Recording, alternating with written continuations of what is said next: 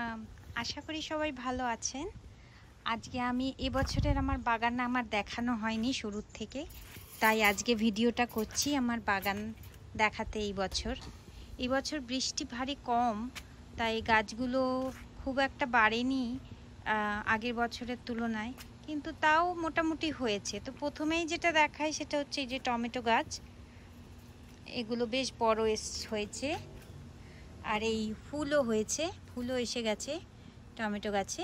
এই গাছগুলো এখনো ফল আসেনি, কিন্তু ফুল এসে গেছে। কিন্তু গাছগুলো বেশ লম্বা টাইপের হয়েছে, কিন্তু বেশিটা ছড়ায়নি, আসলে জায়গাও পাইনি। দুটো গাছ পাশাপাশি আছে, তো আমি একটু বেঁধেও দিয়েছি যাতে এখানে প্রচণ্ড ঝড় হলে যাতে গাছগুলো ঠিক থাকে। আর এই যে আমার শশা গাছ, এই বছর অনেকগুলোই শশা গাছ পুঁতেছি, প্রায় 8টার মতো শশা গাছ আছে। এই শশা গাছগুলো বেশ বড় হয়েছে, আমি কয়েকটা শশা তুলেও ফেলেছি অলরেডি। আরও ছোট ছোট শশা গাছে প্রচুর হয়ে রয়েছে। এই যে ছোট শশা, এই যে দেখতে পাচ্ছেন ছোট ছোট শশা হয়ে রয়েছে, অনেক ভিতরেও হয়ে রয়েছে। এই যে শশা হয়েছে। আর এখানে যেটা আছে সেটা হচ্ছে করলা গাছ। এখানে দুটো করলা গাছ হয়েছে, গাছগুলো উঠেছে।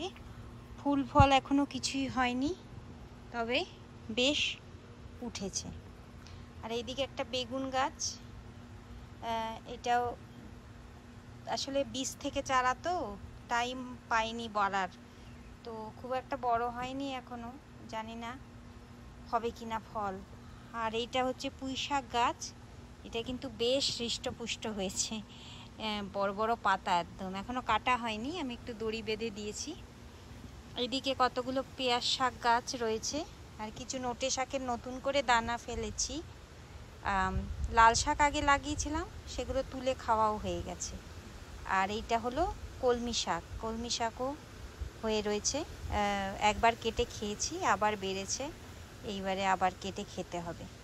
আর এখানে আমি কিছু ব্যাকআপ শসা গাছ, করলা গাছ, তুলসী গাছ, লঙ্কা গাছ চারা করে রেখেছিলাম, যে বাই চান্স যদি এই গাছগুলো খারাপ হয়ে যায় বা নষ্ট হয়ে যায় তখন এইগুলো লাগাবো। কিন্তু গাছগুলো সবই হয়েছে বলে এগুলো এখনও পড়েও আছে। ভাবছি করলা গাছগুলো ফেলবো না, লাগিয়েই দেবো কোথাও। আর শশা গাছগুলো হয়তো আর ইউজ হবে না, লঙ্কা গাছগুলোও ইউজ হবে না। কিন্তু এইটা আমার প্রথম বেড দেখিয়ে দিলাম। এই কটাই গাছ এখানে রয়েছে। এই বছর আমি বেশি গ্যাঞ্জাম করিনি, একটু প্ল্যান মাফিকই করেছি গাছগুলো।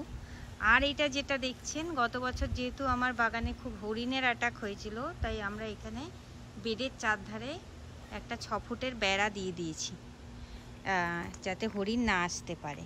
বেড়াগুলো একটু উঁচু ছিল আগে, সেটা দিয়ে আবার গ্রাউন্ড হগ এসে আমার গাছপালা খেয়ে যাচ্ছিল, তো সেই জন্য বেড়াগুলোকে একদম মাটির সাথে লাগিয়ে দিয়েছি।